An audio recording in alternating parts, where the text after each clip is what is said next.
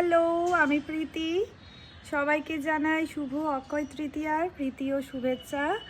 আমি এখন রেডি হয়ে গিয়েছি গোগলকে স্কুলে আনতে যাব বলে, কারণ আমি প্রায় 1-1.5 বছর হয়ে গেছে ওর স্কুলে ওকে আনতে যাই না, আমার বিভিন্ন কাজের চাপে।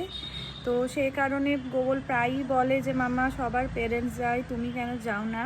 তো একটু আপসেট আছে, তাই আমি অনেক দিন থেকে ঠিক করছিলাম যে আমি হঠাৎ করে একদিন যাব, ওরা ওকে সারপ্রাইজ দেব।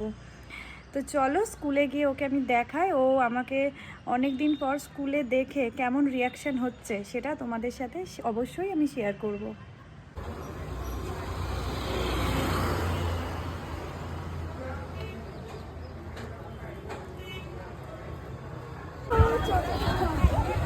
ভিডিও করবে? হ্যাঁ, নিতে চলে এসেছি তো আজকে আমি। চলো চলো চলো চলো, দাও ব্যাগ দাও। হ্যাপি তুমি?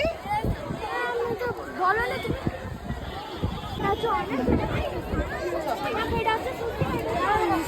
তো এটা স্বস্তি কারণে